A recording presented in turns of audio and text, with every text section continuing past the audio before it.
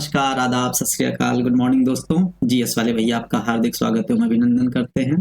तो दोस्तों हम लोग यहाँ पर जीएस की फुल प्रिपरेशन कराते हैं। जिस भी एग्जाम में जीएस पूछी जाती है उसकी संपूर्ण तैयारी यहाँ पर कराई जाती है। और हम लोग अभी पॉलिटी का सेक्शन पढ़ रहे थे और आप लोगों को पता है हम लोग पहले थ्योरी पढ़ते हैं, फिर उसके एमसीक्यूज और वन लाइनर सॉल्व करते हैं, जो कि 90 से 95% छात्र लोग ऐसा चीजों को सॉल्व नहीं करते हैं और ना ही मल्टीपल टाइम्स रिविजन करते हैं। तो इन सब चीजों के लिए बहुत ही आवश्यक होता है मल्टीपल टाइम्स रिवीजन करना। एग्जाम में सिलेक्शन लेने के लिए बहुत ही जरूरी होता है एमसीक्यूज लगाना, पीवाईक्यूज लगाना, वन लाइनर लगाना, मल्टीपल टाइम्स रिवीजन करना। तो यहाँ पर वो सारी चीजें बहुत अच्छी तरीके से कराई जाती हैं। तो दोस्तों हम लोग पॉलिटी पढ़ रहे थे, पॉलिटी में हम लोग भाग 1 शुरू कर चुके थे। उसके पहले हम लोग रेगुलेटिंग एक्ट, संविधान सभा, संविधान की विशेषताएं, संविधान के विदेशी स्रोत, संविधान के भाग, संविधान की अनुसूचियां पढ़ चुके थे। अब हम लोगों की बारी है संविधान के भाग 1 की, और संविधान के भाग 1 की थ्योरी हम लोग पढ़ चुके थे। अब उसकी बारी आती है एमसीक्यूज और वन लाइनर की। तो दोस्तों अब हम लोग अपनी क्लास को शुरू करते हैं। दोस्तों इसको पहला क्वेश्चन है, एक नया राज्य बनाने में संवैधानिक संशोधन के लिए कैसा बहुमत चाहिए। कहने का मतलब एक नया राज्य बनाने के लिए हम लोग पढ़े थे कि अनुच्छेद 3 के तहत एक नया राज्य बनाने के लिए किस बहुमत से संसद में पास होना चाहिए, साधारण बहुमत से पास होना चाहिए। ठीक है, तो इसका आंसर क्या हो जाएगा, ए ऑप्शन हो जाएगा। ठीक है, अब अगला क्वेश्चन है, संविधान के किस प्रावधान के अंतर्गत भारतीय संसद को एक नया राज्य बनाने का अधिकार है। एक भारतीय संसद को एक नया राज्य किस अनुच्छेद के तहत बनाने का अधिकार है, तो अनुच्छेद 3 के तहत। बहुत बढ़िया, और अनुच्छेद 3 के ही तहत साधारण बहुमत से संसद में पास किया जाएगा बिल। ठीक है, और इसके बारे में पूरी शर्त पढ़ चुके थे कि संसद में पेश होने से पहले राष्ट्रपति के पास जाएगा, राष्ट्रपति उसको संबंधित राज्य के पास भेजेगा, राज्य का विचार जानने के लिए एक निश्चित अवधि में राज्य का विचार राष्ट्रपति पर बाध्यकारी नहीं होगा, फिर राष्ट्रपति सदन में प्रस्तुत करवाएगा, वो पास हो जाएगा। ठीक है, तो ये सारी चीजें हम लोग पढ़ चुके हैं। अगर नहीं देखा होगा तो जरूर देखिएगा जाके, सारी क्लासेस एकदम एग्जाम ओरिएंटेड है। एग्जाम में पूछा ही पूछा जाता है और पूछा जाएगा और पूछा गया भी है। ठीक है, अब देखिए संविधान में हमारे राष्ट्र का उल्लेख किन नामों से किया गया है, तो संविधान में अनुच्छेद 1 में ही है कि India that is Bharat shall be the union of state. तो किन नामों का उल्लेख किया गया है, भारत तथा इंडिया। ठीक है, केवल भारत नहीं है, हिंदुस्तान नहीं है, हिंदुस्तान इंडिया भारत नहीं है। ठीक है, तो केवल क्या क्या है, भारत तथा इंडिया, ये ध्यान रखना है। अब उसके बाद देख लेते हैं, एक नया राज्य सृजित करने वाले विधेयक को पारित होना अनिवार्य है। अब इसका देखिए, संसद के साधारण बहुमत तथा कम से कम 2/3 राज्यों का अनुसमर्थन, मतलब साधारण बहुमत भी होना चाहिए और प्लस 2/3 होना चाहिए, ऐसा तो नहीं है। संसद में 2/3 बहुमत तथा कम से कम 2/3 राज्य, ये भी नहीं है। संसद में उपस्थित और मतदान करने वाले 2/3 सदस्यों के द्वारा, ऐसा भी नहीं है। साधारण बहुमत से है कि नहीं, हम लोग पढ़ ही चुके हैं अनुच्छेद 3 के तहत साधारण बहुमत होगा, मतलब 50% से ज्यादा, बस ये समझिएगा, ध्यान दीजिएगा, बस और कुछ नहीं। ठीक है, नया राज्य सृजित करने के लिए साधारण बहुमत चाहिए। अब देखिए, अब अगला क्वेश्चन आता है, नए राज्य के गठन की शक्ति किसमें निहित है। नया राज्य कौन बनाता है, तो ये शक्ति किसकी है, बहुत बढ़िया, संसद की है। हम आंसर बताते चलेंगे, आप लोग आंसर को आप लोग स्टॉप करके फिर सोचिएगा, फिर आंसर मिलाइएगा। ठीक है, ऐसे आपका भी लाभ होगा, नहीं तो हम आंसर बताते चलेंगे, आप लोग देखते चलेंगे, ज्यादा नहीं होगा। दिमाग पर जोर डालिएगा, तब जो है आपको लाभ अधिक मिलेगा। अब देखिए, नए राज्य के गठन की शक्ति किसमें निहित थी, संसद में थी। राज्यों का विचार जानना होता है कि वो क्या चाहता है क्या नहीं चाहता, उसकी कुछ मर्जी हो, लेकिन मानना अंततः संसद का ही होगा राज्य निर्माण की शक्ति में। ठीक है, अब संसद के पहले अनुच्छेद के अनुसार भारत क्या है, ये बताए थे, अभी अभी लाइन भी बोले हैं और पिछली थ्योरी क्लास में भी बताए थे कि क्या है, हम लोगों को फेडरेशन भी मिलेगा, कहीं कहीं कन्फेडरेशन भी मिलेगा। ठीक है, तो ये सब गलत हो जाएगा, तो क्या होगा, India shall be the union of states हो जाएगा। ठीक है, राज्यों का यूनियन, यूनियन शब्द आएगा भारत के साथ, ये ध्यान दिया, कन्फेडरेशन फेडरेशन नहीं। अब देखिए, अब अगला क्वेश्चन आता है, भारत संविधान के किस प्रावधान के अंतर्गत भारतीय संसद को एक नया राज्य बनाने का अधिकार है। भारतीय संसद को एक नया राज्य किस अनुच्छेद के तहत, अनुच्छेद 3 के तहत, ये ध्यान दीजिएगा। अब अगला क्वेश्चन आता है कि राज्य के निर्माण के बारे में कौन सा कथन सही नहीं है। प्रश्न को पूरा ध्यान से पढ़िएगा। ठीक है, हमेशा हमेशा सही पढ़ के चले आएंगे और गलत आंसर करके चले आएंगे। अब देखिए, संसद विधि द्वारा एक नए राज्य का निर्माण कर सकती है, ये तो स्टेटमेंट सही है कि नहीं, स्टेटमेंट सही है, क्वेश्चन नहीं सही है, ये है कि नहीं, क्वेश्चन का आंसर नहीं है, स्टेटमेंट तो सही है। इस प्रकार की विधि में संविधान की पहली अनुसूची और चौथी अनुसूची के में संशोधन का प्रावधान होगा। अब बताइए, पहली अनुसूची में क्या है? राज्य और उसके संघ क्षेत्र। यदि कोई नया राज्य बनेगा तो पहली अनुसूची में परिवर्तन तो होगा ही। अब देखिए, जैसे पहले जम्मू कश्मीर राज्य था, राज्य से उसको केंद्र शासित प्रदेश बनाया गया, तो अनुसूची 1 में परिवर्तन किया गया, है कि नहीं? अब अनुसूची 4 में क्या है, हम लोग पढ़ चुके हैं, राज्यसभा में सीटों का आवंटन। अब कोई राज्य नया बनेगा तो उस राज्य से कुछ राज्यसभा की सीटें भी निर्धारित होंगी, तो राज्यसभा की सीटों में भी परिवर्तन होगा, तो अनुसूची 4 में भी परिवर्तन होगा। तो ये भी स्टेटमेंट सही है। तो इसका मतलब इस क्वेश्चन का आंसर ये नहीं होगा, क्योंकि गलत स्टेटमेंट पूछ रहा है। अब देखिए, इस प्रकार की विधि को अनुच्छेद 368 के तहत संविधान संशोधन समझा जाएगा। हम लोग अनुच्छेद 4 में पढ़ चुके थे कि अनुच्छेद 2 और 3 के तहत किया गया संशोधन संविधान संशोधन अर्थात 368 के तहत संविधान संशोधन नहीं समझा जाएगा। तो ये वाला स्टेटमेंट गलत हो गया और इसका आंसर यही सही हो गया। अब देख लेते हैं अगला स्टेटमेंट क्या है। इस प्रयोजन के लिए विधेयक संसद में तब तक पुनः स्थापित नहीं किया जाएगा, मतलब संसद में विधेयक तब तक प्रस्तुत नहीं किया जाएगा जब तक उसे राज्य के विधानमंडल को निर्दिष्ट नहीं कर दिया गया है जिसके क्षेत्र सीमाओं या नाम पर इसका प्रभाव पड़ता है। इस स्टेटमेंट का मतलब समझ रहे हैं? जैसे कि मतलब पहले कोई भी विधेयक, राज्य निर्माण से संबंधित विधेयक संसद को भेजा जाएगा, मतलब संसद में तभी पेश होगा जब राष्ट्रपति उस पर सहमत होगी, राष्ट्रपति संसद में प्रस्तुत करवाएगा, फिर राष्ट्रपति के पास आएगा, फिर राष्ट्रपति उसको संसद में पूर्णतः संसद में अंतिम रूप से पास होने से पहले राष्ट्रपति उसको संबंधित राज्य के पास भेजेगा ही भेजेगा। यही वो कह रहा है कि नहीं? तो ये वाला स्टेटमेंट तो सही है, लेकिन क्वेश्चन में गलत स्टेटमेंट पूछ रहा है, तो ये वाला तो आंसर होगा नहीं, आंसर सी हो जाएगा। ये ध्यान दीजिएगा। अब अगला हम लोग देखते हैं, भारत के संविधान के अंतर्गत किसको राज्यों की सीमाओं को परिवर्तित करने की शक्ति प्राप्त है? किसको राज्य की सीमाओं को परिवर्तित करने की शक्ति प्राप्त है? तो संसद को। हाँ, संसद को। ये ना लोकसभा, न राष्ट्रपति, न राज्य विधानमंडल को। राज्य विधानमंडल की बस विचार जानना होता है, ठीक है, विचार बाध्यकारी नहीं होता। हम लोग पढ़ चुके हैं थ्योरी में। अब देखिए, किस संविधान संशोधन के द्वारा दिल्ली को राष्ट्रीय राजधानी क्षेत्र बनाया गया? ये ध्यान दीजिएगा, बहुत इंपॉर्टेंट है। ये क्वेश्चन पूछता है, तो इसका आंसर क्या हो जाएगा? 69 हो जाएगा, ठीक है, ये ध्यान दीजिएगा, 69 संविधान संशोधन। अब बताइए, भारत में कितने संघ शासित प्रदेश हैं?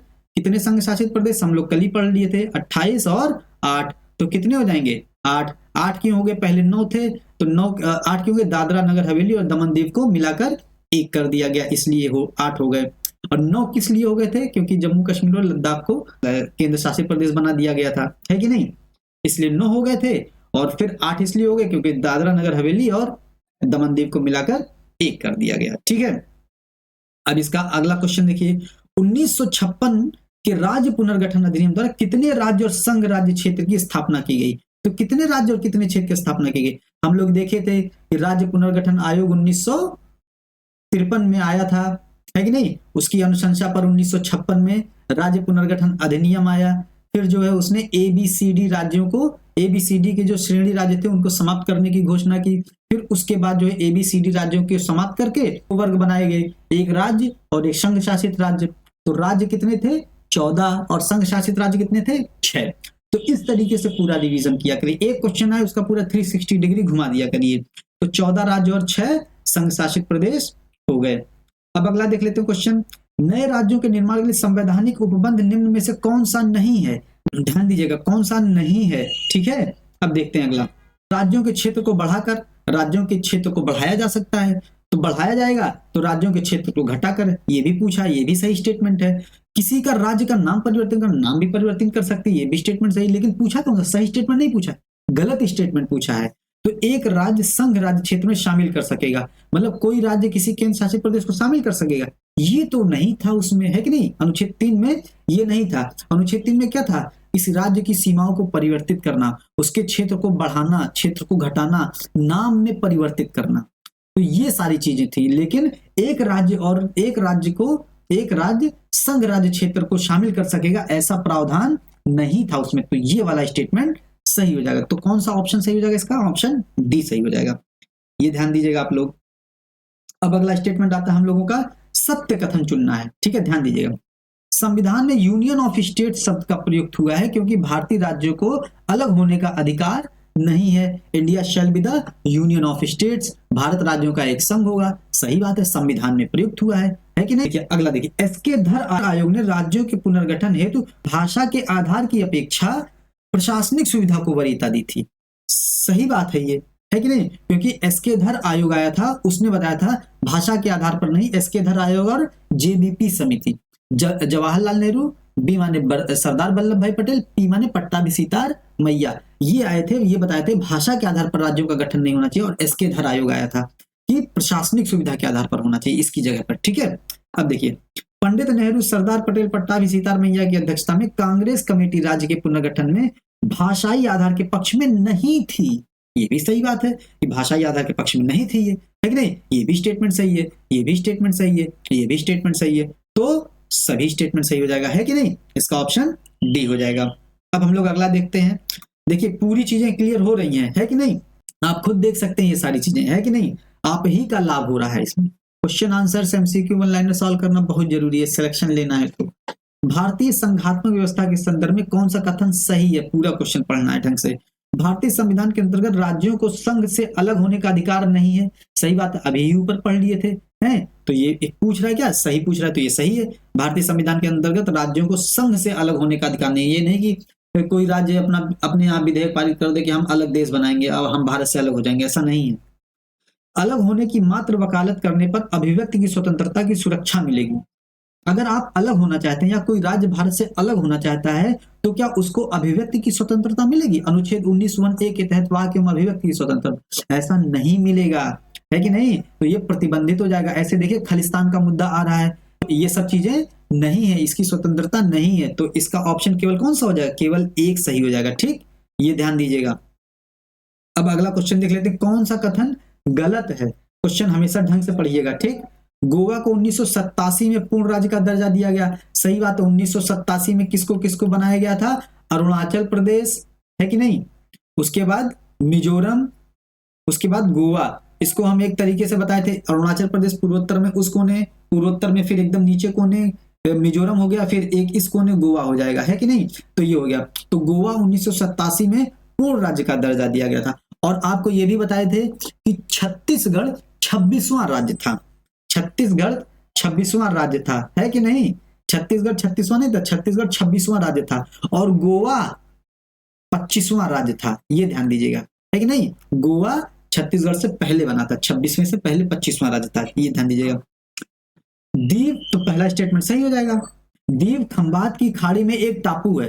जो दमन दीव है वो खंबात की खाड़ी में है, गुजरात के पास। गुजरात में देखिए, जब गुजरात का एक ऐसे आता है कि नहीं। तो ये क्या हो जाएगा, कच्छ की खाड़ी है, यहाँ पर खंबात की खाड़ी है, तो यहीं पर है, ठीक है दीव। तो ये भी स्टेटमेंट सही है कि नहीं।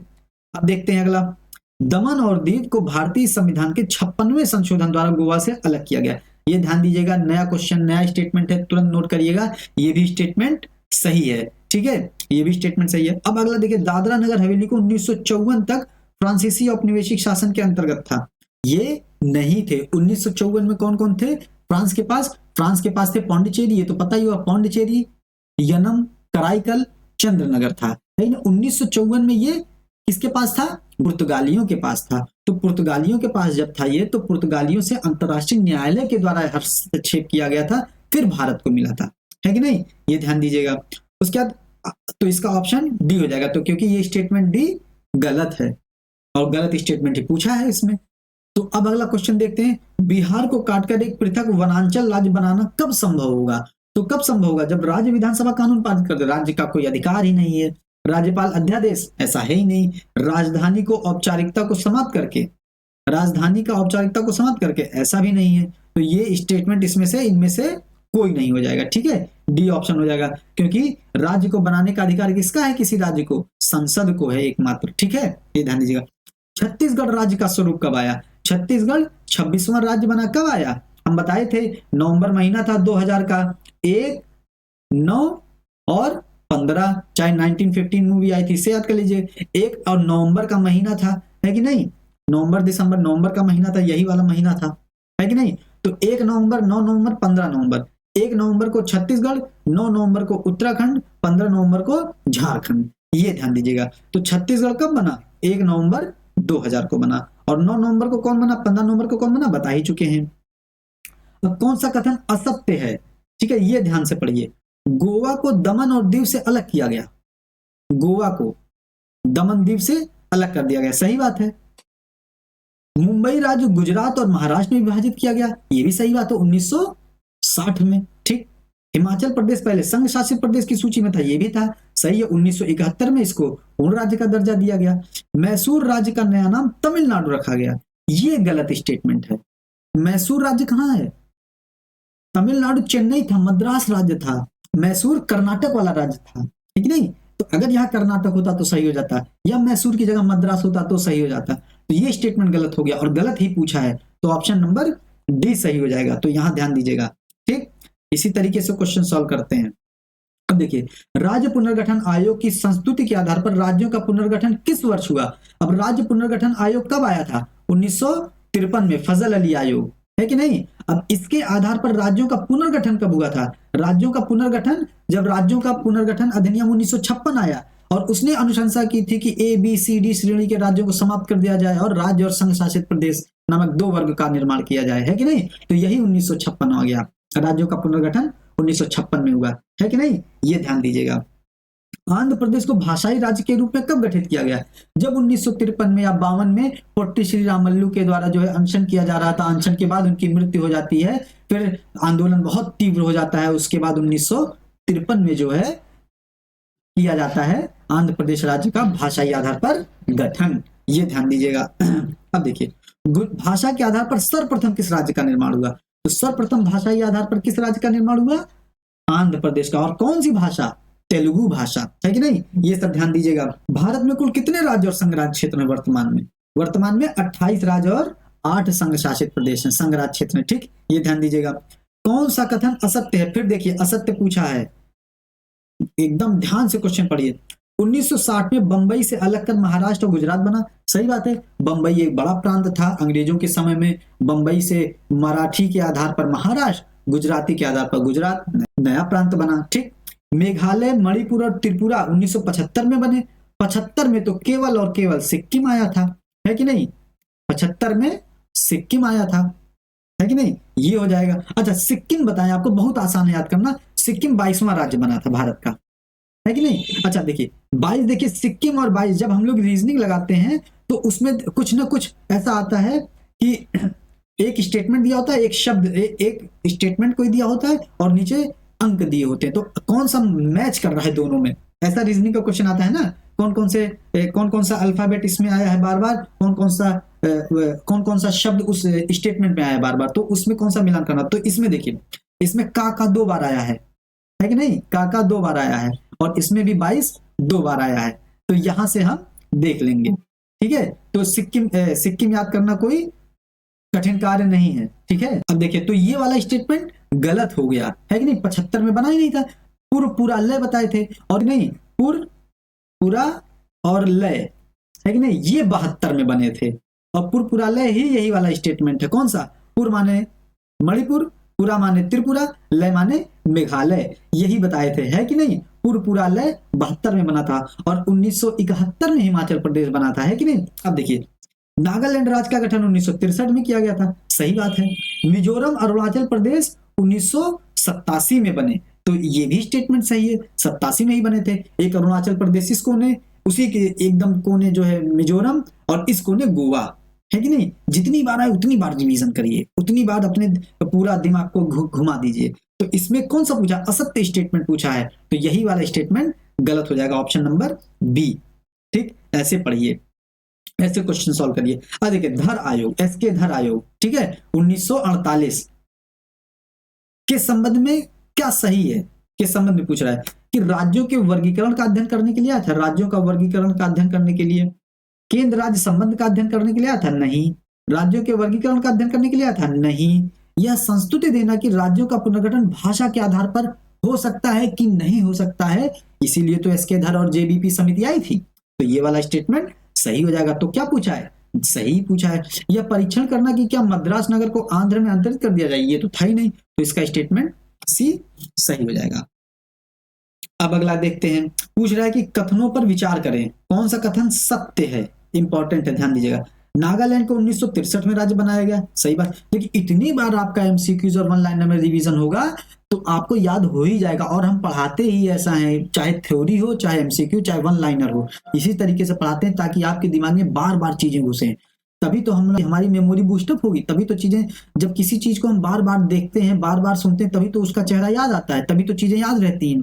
तो अगर एक ही बार देख के 4-6 महीने बाद देखेंगे तो चीजें भूल ही जाएंगी, ठीक है। इसीलिए हम बार बार कोई टॉपिक आता है उसका बार बार रिवीजन कराते हैं, ठीक है, कि हमेशा हमेशा के लिए दिमाग में बस जाए। अब देखिए 1963 में राज्य बना, ठीक है।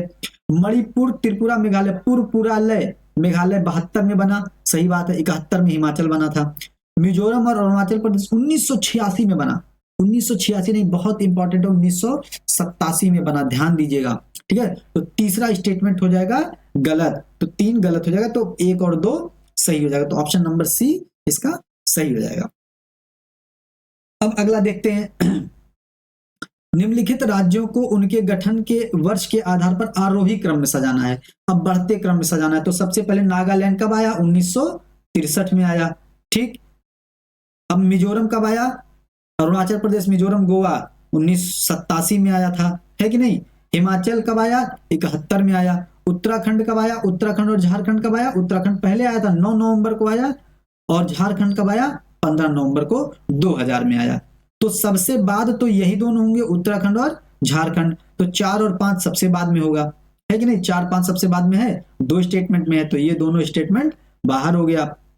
नागालैंड और मिजोरम और हिमाचल में देखिए, तो तीनों में सबसे पहले कौन आया था? नागालैंड आया था, तो पहला सही हो जाएगा, तो दोनों में पहला भी है। उसके बाद आता है हिमाचल प्रदेश, तो तीसरा वाला पहला आ जाएगा, और फिर मिजोरम आता है कि नहीं। तो 1 3 2 4 5 ये सही हो जाएगा। ऐसे आंसर आया, ऐसे तो हमने तुरंत लिख लिया क्योंकि हमको याद है। तो आप लोग भी ऐसे तुरंत लिख के याद करिए उसको, ठीक है, तो चीजें आंसर आपको मिल जाएगा।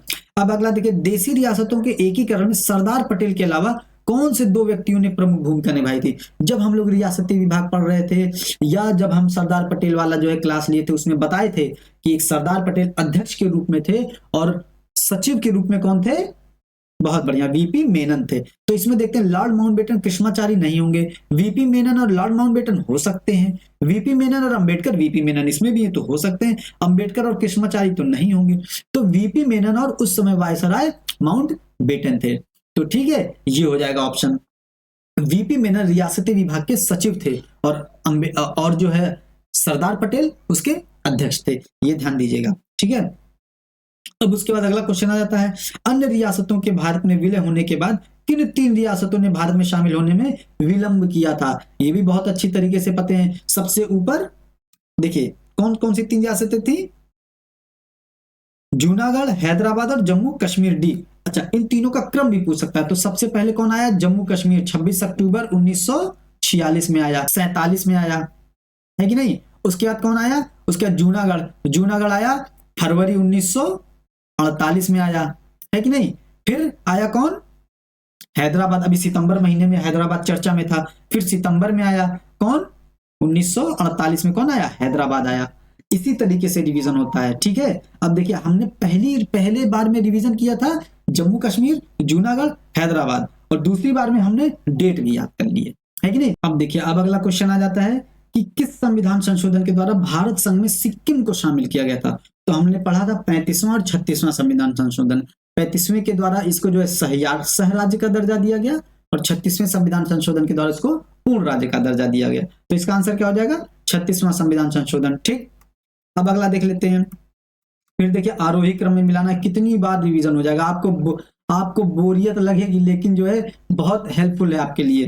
तो नागालैंड 63 था, गुजरात 60 था, सिक्किम 75, हिमाचल प्रदेश 71। अब देखिए, इसी में मिला लेना है। तो सबसे पहले किसमें? आरोही क्रम में बताना, बढ़ते क्रम में। तो बढ़ते क्रम में तो ये है नहीं, ये 60 है। अब गुजरात 60, नागालैंड 63, हिमाचल प्रदेश 71, सिक्किम 75। तो यही ऑप्शन इसका सही हो जाएगा, इसका ऑप्शन सी सही हो जाएगा। तो ऐसे करके आपको मिला लेना है पूरा, ठीक है। अब अगला देखते हैं, राज्यों की सीमा क्षेत्र में वृद्धि और कमी या नाम में वृद्धि, कमी या नाम में परिवर्तन के संबंधित विधेयक पर किसकी पूर्व मंजूरी आवश्यक है? तो बहुत बढ़िया, राष्ट्रपति की पूर्व मंजूरी आवश्यक है, बिना राष्ट्रपति के पास होगा ही नहीं। निम्नलिखित राज्यों को राज्य का स्तर प्रदान करने जाने पर आरोही क्रम में सजाइए, है कि नहीं, बढ़ते क्रम। अरुणाचल प्रदेश 87, नागालैंड 63, सिक्किम 75, पुरपुरालय 72, मेघालय। तो आरोही क्रम में सजाना है, तो सबसे पहले दूसरा आएगा, फिर मेघालय चौथा, फिर तीसरा, फिर पहला। तो 2 4 3 1 हो जाएगा। तो कहीं ये 2 4 3 1 है, ये देखिए हो गया कि नहीं। ऐसे आएगा, जितनी बार पढ़ेंगे उतनी बार रिवीजन होगा, उतनी बार आपकी चीजें कंठस्थ होती रहेंगी, है कि नहीं। तो प्रैक्टिस ही चाहिए। एग्जाम के टाइम में समय बहुत कम होता है, आपको देखना है और आंसर मारना है। तो यही सब प्रैक्टिस में ही ये सब चीजें करनी होती हैं कि वहां ना ज्यादा सोचने का अवसर मिले आपको। अब देखिए 2 जून 2014 को औपचारिक रूप से नए राज्य का निर्माण किसका हुआ था? जाहिर सी बात है तेलंगाना का हुआ 2 जून 2014 को। अब देखिए अगला क्वेश्चन है, उनके निर्माण के क्रम के अनुसार व्यवस्थित करने। याद होगा कैसे नहीं, इतनी बार जब आप लोग पढ़ लेंगे। हिमाचल 71, मणिपुर पुरालय 72। इसी कुछ चीजों में कंफ्यूजन होता है, इसीलिए रखें 1987 मिजोरम। असम सबसे पहले हुआ था, तो सबसे पहले 4 आ जाएगा। फिर उसके बाद 71 हिमाचल प्रदेश, फिर मणिपुर, फिर मिजोरम 87। तो 4 1 2 3 है कहीं, 4 1 2 3। डी ऑप्शन इसका सही हो जाएगा ऑप्शन, ठीक है, ये आंसर हो जाएगा। अब अगला क्वेश्चन हम लोग देखते हैं कि कौन सा संविधान का अनुच्छेद 3 के तहत संसद के कानून द्वारा संभव नहीं है। अनुच्छेद 3 में क्या है? किसी संसद को राज्य की सीमाओं को परिवर्तित करना, नाम बदलना, क्षेत्र को बढ़ाना घटाना, है कि नहीं, ये सब संसद का अधिकार होगा। तो पूछ रहा कौन सा संभव नहीं है संसद के द्वारा। नए राज्यों का गठन संभव है, कर ही सकता है। राज्य के क्षेत्र में परिवर्तन कर सकता है, राज्य की सीमाओं में परिवर्तन कर सकता है। नए राज्यों का प्रवेश अनुच्छेद 2 में है, तो ये नहीं होगा। तो ऑप्शन नंबर डी सही हो जाएगा इसका, ठीक है। तो पूछ रहा था कौन सा नहीं किया जा सकता है, तो ऑप्शन डी है नए राज्यों का प्रवेश। नए राज्य जो भारत में नहीं थे कभी, भारत में प्रवेश किए जाएंगे, तो वो अनुच्छेद 2 के तहत आएगा, ठीक। अब कह रहा है कि निम्नलिखित में से कौन सा भारत में भाषा के आधार पर बना पहला राज्य था? भाषाई आधार पर, तेलुगु भाषाई के आधार पर आंध्र प्रदेश था, इसमें कुछ सोचने नहीं है। अब अगला क्वेश्चन देख लीजिए कि भारत में एक नया राज्य सृजित करने वाले विधेयक को पारित होना अनिवार्य है। नया राज्य का विधेयक जो होगा उसको पारित होना कैसा अनिवार्य है, कौन सी कंडीशन है? संसद में साधारण बहुमत तथा कम से कम 2/3 राज्यों का नहीं। संसद में साधारण बहुमत से ही होगा, तो ऑप्शन बी इसका सही हो जाएगा। संसद में 2/3 बहुमत ये भी नहीं था, उपयुक्त में से कोई नहीं, तो ऐसा है ही नहीं, तो बी ऑप्शन इसका सही हो जाएगा। तो अब देखते हैं अगला क्वेश्चन, राज्यों का बनने का सही कालानुक्रम। आंध्र प्रदेश 2014 में बना था भैया, ये है कि नहीं। हिमाचल 71, हरियाणा 66 में बना था, सिक्किम 75 में बना था। तो सबसे पहले कौन सा बना? हरियाणा बना, फिर हिमाचल बना, फिर सिक्किम बना, फिर आंध्र प्रदेश। 3 2 4 1 है कहीं, देखते हैं।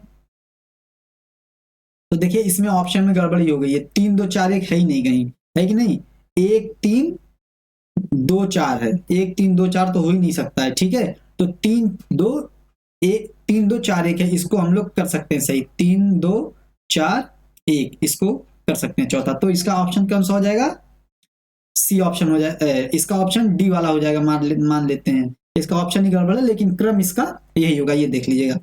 तो अब अगला क्वेश्चन देख लेते हैं, राज्यों के नाम में परिवर्तन के संदर्भ में निम्नलिखित कथनों पर विचार करें। कौन सा कथन सही है? कूट का प्रयोग करना है। तो किसी राज्य का नाम बदलने के लिए एक विधेयक को राष्ट्रपति की पूर्व सिफारिश के साथ केवल संसद में प्रस्तुत किया जा सकता है। सही बात है, राज्य विधानमंडल का तो केवल औपचारिक होता है कि नहीं। तो क्योंकि राज्य के निर्माण से संबंधित विधेयक को केवल संसद में ही पास किया जाएगा, केवल संसद में ही प्रस्तुत किया जाएगा, केवल संसद का ही अधिकार होगा, है कि नहीं। अब अगला क्वेश्चन क्या है, अगला स्टेटमेंट क्या है? राज्य का नाम बदलने के संबंध में राज्य द्वारा व्यक्त विचार की प्रकृति केवल सलाहकारी होती है। सही बात है, राष्ट्रपति पर बाध्यकारी नहीं होती है, ये हम लोग देख लेते हैं। तो इसका ऑप्शन सी सही हो जाएगा, ठीक है। अब अगला देख लेते हैं, सिक्किम राज्य संबंधित में कौन सा कथन गलत है? गलत देखना है। भारतीय संघ में विलय से पूर्व यहाँ के रक्षा और विदेशी मामलों का जिम्मा भारत सरकार का था, जबकि यहाँ की आंतरिक प्रशासन की बागडोर यहाँ के राजा चोग्याल के हाथ में थी। ये ध्यान दीजिएगा, ये नया स्टेटमेंट है, बहुत बढ़िया स्टेटमेंट है कि जब भारत आजाद हुआ था तो अंग्रेजों के हाथ में सिक्किम भी था, तो सिक्किम को भी आजाद किया गया। तो सिक्किम का जो विदेश, रक्षा, संचार का मामला है ना, वो भारत के पास था। लेकिन जो आंतरिक प्रशासन का मामला है वो वहां के राजा चोग्यालों के पास था, है कि नहीं, चोग्याल वंश के राजा के पास था। तो यहां से ध्यान दीजिएगा, तो ये स्टेटमेंट हो जाएगा सही, है कि नहीं, क्योंकि वहां का रक्षा, विदेश और संचार भारतीयों के ही पास था। अब देखिए, अब अगला स्टेटमेंट है, सिक्किम का भारत में विलय जनमत संग्रह के माध्यम से किया गया था। सही बात है, जनमत संग्रह के ही माध्यम से किया गया था। सिक्किम 36वें संविधान संशोधन 1975 के द्वारा पूर्ण राज्य बना। बिल्कुल सही बात है, 35वें के द्वारा अर्ध राज्य सह राज्य बना था, लेकिन सिक्किम जो है 36वें संविधान संशोधन 1975 के द्वारा पूर्ण राज्य बना। ये ध्यान दीजिएगा। सिक्किम भारत का, ये स्टेटमेंट सही हो गया। सिक्किम भारत का 23वां राज्य बना, ये स्टेटमेंट गलत है। तो क्या पूछा है, गलत स्टेटमेंट। यही अभी हम आपको रीजनिंग बताए थे। सिक्किम में क्या आता है, 2 का आता है, और 22 में भी 2 बार 2 2 2 रिवाइज हो रहा है, तो 1 2 इसका प्रतिनिधित्व करता है, 1 2 इसका का प्रतिनिधित्व करता है। तो सिक्किम 22वां राज्य बना। यहां से पढ़ेंगे हम लोग, पूरे मैथ, पूरा रीजनिंग हम लोग लगा डालेंगे हर चीज में। इसीलिए कह लें, पढ़ो उससे जिसका सिलेक्शन हुआ हो, वो बताएगा कैसे सिलेक्शन लिया जाता है। ठीक है, अब देखिए, भारत का संविधान केंद्र, अब कौन सा कथन सही है ये देखना है। भारत का संविधान केंद्र को सामान्य विधायी प्रक्रिया का पालन करके राज्य को नष्ट करने की शक्ति प्रदान करता है। तो क्या ये स्टेटमेंट सही है, भारत का संविधान केंद्र को सामान्य विधायी प्रक्रिया, ठीक है, सही बात है, किसी भी राज्य को नष्ट कर सकता है, राज्य को नष्ट करके नया राज्य बना सकता है, सीमाओं को, नाम को परिवर्तित कर सकता है, क्षेत्रफल को बढ़ा घटा सकता है कि नहीं, सही स्टेटमेंट है ये, और पूछा भी सही है। 36वें संविधान संशोधन 1975 के द्वारा सिक्किम को संघ के पूर्ण राज्य का दर्जा दिया। सही बात है, 35वां 36वां था ही सिक्किम से संबंधित, तो 36वें में पूर्ण राज्य का दर्जा दिया गया, तो इसका भी स्टेटमेंट सी सही हो जाएगा। अब अगला देखते हैं, पोट्टी श्री रामल्लू के संबंध में कौन सा कथन गलत है, गलत देखना है। ठीक है, अब ये ध्यान देना, जो कुछ नए क्वेश्चन मिलते हैं ना, बहुत आसान होते हैं। ठीक है, यहां से ध्यान देना है। कैसे, गांधीवादी कार्यकर्ता थे तथा नमक सत्याग्रह में भाग लेने के लिए सरकारी नौकरी से त्यागपत्र दे दिया था। अमूमन लोग नहीं जानते होंगे इस चीज को, तो छोड़ देते हैं इस स्टेटमेंट को। ठीक, यह मद्रास प्रांत के मंदिरों में दलितों के प्रवेश हेतु मांग करने हेतु उपवास पर बैठे थे, है कि नहीं। ये हम लोगों को पता है, तो राज्य पुनर्गठन के लिए बैठे थे, लेकिन हो सकता है पहले कभी ऐसा किया हो उन्होंने आजादी के समय, क्योंकि नमक सत्याग्रह गांधीवादी कार्यकर्ता भी आ गए, है कि नहीं। तो हो सकता है ये स्टेटमेंट सही हो या गलत हो, आगे देख लेते हैं, छोड़ देते हैं इसको। अब देखते हैं, यह आंध्र प्रदेश नाम से अलग राज्य के गठन की मांग के लिए अनशन पर बैठे थे। ये तो पता ही हमको, ये तो स्टेटमेंट सही है। अब देखिए, 58 दिन के आमरण अनशन के पश्चात उनके जीवन काल में ही आंध्र प्रदेश नाम से एक नए राज्य का गठन हुआ। क्या ये स्टेटमेंट सही है? ये स्टेटमेंट गलत है, क्योंकि हम लोग पढ़े थे कि 58 दिन के अनशन के बाद जब उनकी मृत्यु हो जाती है तो आंध्र प्रदेश राज्य की मांग और तीव्र हो जाती है, इसलिए गठन करना पड़ता है। तो मृत्यु से पहले नहीं गठन हुआ था, मृत्यु के बाद गठन हुआ था। तो ये स्टेटमेंट गलत हो जाएगा, और गलत स्टेटमेंट ही पूछा है। तो हम लोगों को देखिए, इसी स्टेटमेंट से पोट्टी श्री रामल्लू के बारे में क्या क्या पता चल गया। ये गांधीवादी कार्यकर्ता थे और नमक सत्याग्रह में भी भाग लिए थे, और दलितों के उत्थान के लिए ये उपवास पर बैठे थे, मतलब ये गांधीवादी नेता थे ही। तो मद्रास राज्य में दलितों के उत्थान के लिए उपवास पर बैठे थे, आंध्र प्रदेश के लिए अनशन पर बैठे थे, है कि नहीं। तो ये सारी चीजें पता हो गई, ये सारी चीजें पता हो गई, अलग से अपनी जगह नोटबुक में नोट कर लीजिए। जब भी ये शब्द मिलेगा भारत के संघ, और आपको एक शब्द और मिलेगा भारतीय राज्य क्षेत्र, तो जो भारतीय राज्य क्षेत्र है या भारत के जो राज्य क्षेत्र हैं, इसमें सब आ जाएगा, राज्य भी आ जाएगा, केंद्र शासित प्रदेश भी आ जाएगा, भारत में जो विलय किए जाने वाले प्रदेश हैं वो भी आ जाएंगे भारतीय राज्य क्षेत्र में। लेकिन जो भारत का संघ होगा, भारत के संघ में केवल भारत के राज्य आएंगे। ये ध्यान दीजिएगा, बहुत इंपॉर्टेंट टर्म है, क्वेश्चन कंफ्यूज कर सकता है एग्जाम में, और यहां से क्वेश्चन पुटअप हो भी सकते हैं। तो भारत के संघ में भारत के सभी राज्य आते हैं, और भारत के राज्य क्षेत्र में, भारत का जो राज्य क्षेत्र होगा उसमें राज्य भी आएगा, केंद्र शासित प्रदेश भी आएगा, और उसमें विलय किए जाने वाले राज्य भी आएंगे। इसीलिए अनुच्छेद 1 में भारत के राज्य क्षेत्र है कि नहीं। राज्य भी अनुसूची 1 में शामिल राज्य भी है, अनुसूची 1 में शामिल केंद्र शासित प्रदेश भी है, उसके बाद विलय किए जाने वाले राज्य क्षेत्र भी हैं। ठीक है, तो भारत के राज्य क्षेत्र हो गए, भारतीय राज्य क्षेत्र और भारत के संघ में, ये ध्यान दीजिएगा, कंफ्यूज मत होइएगा। तो इसका ऑप्शन ए सही हो जाएगा। जो भी नए प्रश्न मिले उनको तुरंत नोट कर लिया करिए।